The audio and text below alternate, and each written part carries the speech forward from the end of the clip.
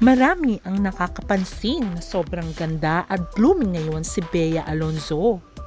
Hindi kaya dahil sa kanyang billionaire boyfriend na walang iba kundi ang may-ari lang naman ng Pure Gold Prize Club Incorporation. Walang iba kundi ang president na si Ferdinand Vincent Co.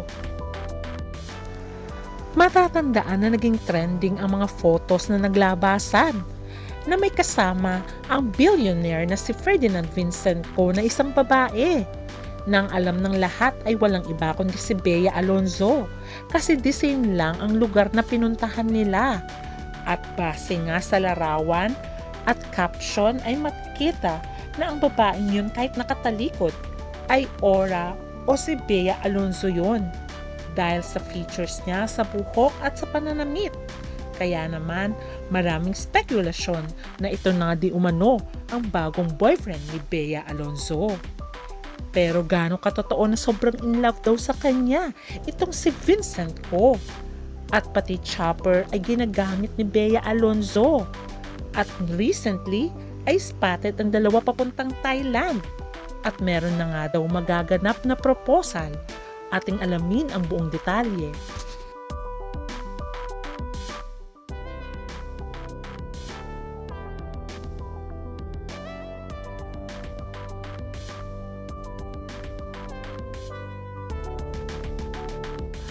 Alam naman natin na maituturing na A-lister itong si Bea Alonzo at marami na itong napatunayan at isa na rin siyang maituturing na reyna ng pelikulang Pilipino dahil sa dami na ng awards at mga pelikulang teleserye na blockbuster. Kaya maituturing siya isa sa pinakasikat na celebrity sa Pilipinas. Dahil sa kasikatan ni Bea Alonzo, lahat na lang ng kanyang kilos at galaw ay talaga naman minamatyagan ng karamihan, especially ang kanyang mga fans. Kaya naman nang maispatan siya, kasama ang may-ari at presidente ng Pure Gold na walang iba kundi si Vincent Co. Talaga naman nag-trending ang mga larawang ipinost ni Vincent Co. At may mga spekulasyon na si Vincent Co na daw ang bagong boyfriend ni Bea Alonzo. Although until now ay hindi nagsasalita si Bea tungkol sa relasyon niya kay Vincent Co, marami naman nagpapatunay na insider na sila na nga ng bilyonaryo. Pero bago natin pag-usapan na sobrang spoiled ni Bea sa kanyang bagong boyfriend, ating alamin muna ang mga taong na-link kay Bea Alonzo at naging boyfriend niya. Sikat na sikat ang tambalang Bea Alonzo at John Lloyd Cruz.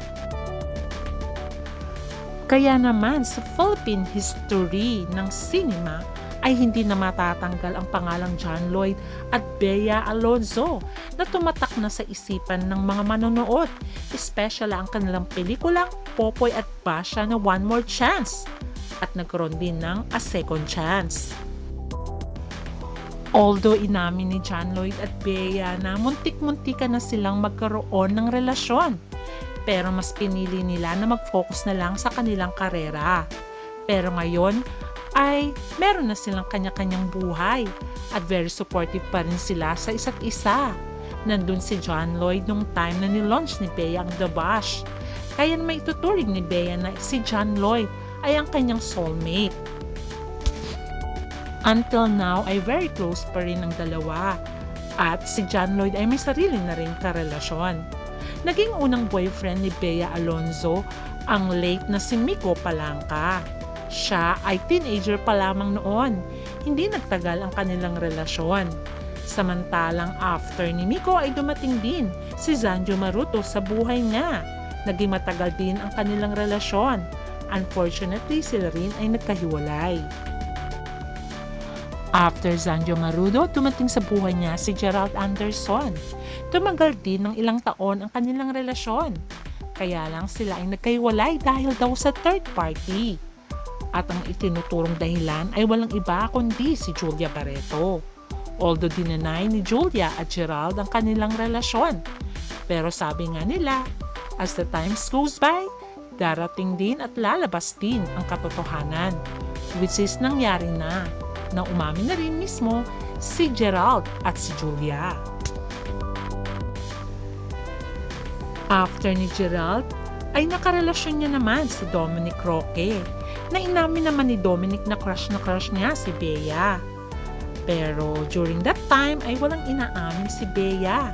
Ilang taon din bago niya inamin ang katotohanan na boyfriend niya na nga si Dominic Roque.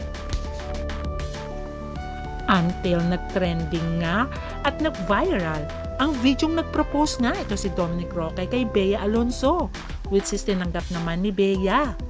Unfortunately, ilang months lamang na sila ay engaged. Nabalitaan na lamang na naghiwalay na ang dalawa.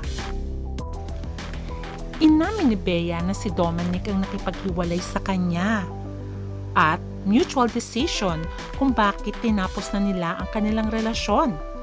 Maraming lumalabas na dahilan, pero tinuldukan na ni Bea at Dominic ang haka-haka tungkol sa hiwalayan at tuluyan na silang nag-move on sa isa't isa. Ngayon si Dominic ay into relationship na kay Sue Ramirez at going strong naman ang kanilang relasyon. Although marami pa rin umaasa na sana magkabalikan si Bea at John Lloyd, pero imposible na mangyari yon dahil si John Lloyd ay going strong din ang kanyang relasyon sa kanyang girlfriend. At talaga namang best friends lang talaga sila ni Bea at nandun pa rin ang pagmamahal nila bilang magkaibigan.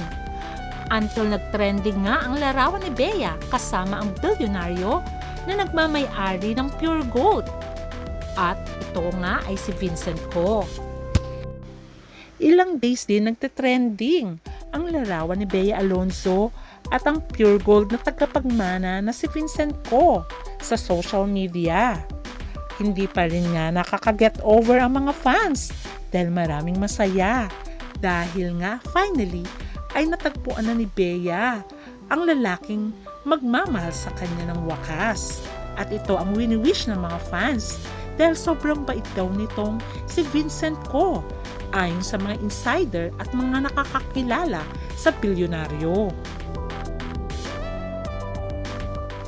Kaya pala sobrang blooming ni Bea Alonzo dahil meron naman nagmamahal sa kanya na hindi lamang gwapo kundi bilyonaryo.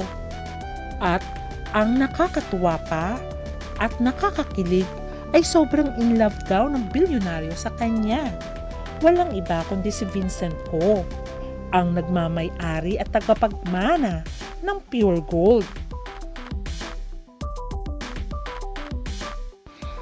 Hindi pa nga rin nakaka-get over ang mga fans sa kilig nang makita si Bea at si Vincent sa Espanya. Ay eto na naman, nagte-trending na naman ang larawan ni Bea at ni Vincent na magkasama papuntang Thailand. Nag-trending na naman ang larawan ng dalawang ito na merong isang vlogger ang nakakuha ng larawan na magkasama sila sa airport na may dalang bag at luggage. At nakumpirma nga na ang dalawa ay magkasama. Dahil sa pinost ng Sekosan na PH, makikita si Bea na masaya at katabi niya nga si Vincent na nagtatelepono. Kaya naman marami talaga ang kinilig sa dalawang ito. Bagay naman sila kasi nga itong si Vincent ay 45 years old na at si Bea ay nasa 38 years old. Kaya nga talagang nasa marrying age na talaga. Confirm naman talaga na si Bea ay nasa Thailand dahil meron daw itong trabahong ginagawa. At ito nga ay pinost ng kanyang road manager na si Nina Ferrer. At ang speculation ay sinamahan daw siya ni Vincent. Kaya naman nakakakilig, di ba? Dahil alam natin na very busy dahil sa negosyo itong si Vincent, pero may time pa talaga siyang samahan ang kanyang girlfriend.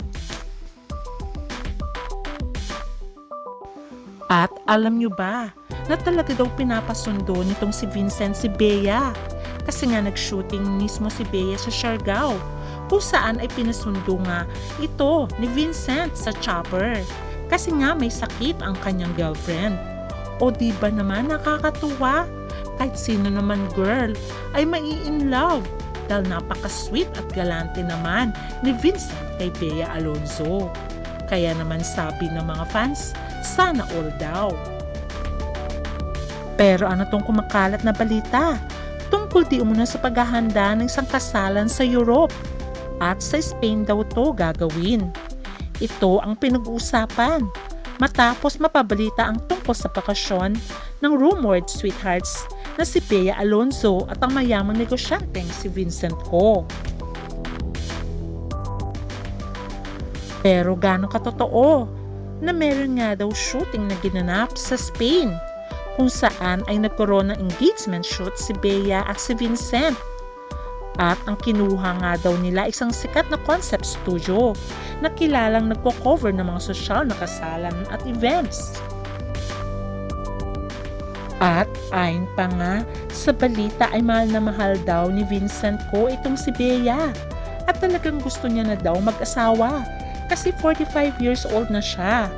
Kaya naman kung totoo itong balitang meron na ngang napag-uusapang kasalan, ay deserve naman talaga ni Bea ito. Dahil ayon sa mga nakakakilala kay Bea, ay mabait at mapagmahal si Bea sa mga tao, especially sa kanyang mga magulang at kapatid. At ganun din sa mga fans. Ganun din naman daw si Vincent. Mabait daw itong boss.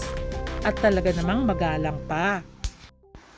Marami nang excited kay Bea Alonzo kung hindi man daw natuloy ang kanyang engagement at ang kanyang kasal kay Dominic Roque. Sana this time pinagpe-pray ng mga fans na sana matuloy naman ang engagement niya at ang kasalan kay Vincent Ko. At sana nga magkaroon na ng forever si Bea Alonzo at makita silang buo ang pamilya na nagmamahalan hanggang wakas. Dahil ayon sa mga fans, deserve ni Bea ang lumigaya dahil napakabuti nito inside and out. Kaya ating abangan. Bye!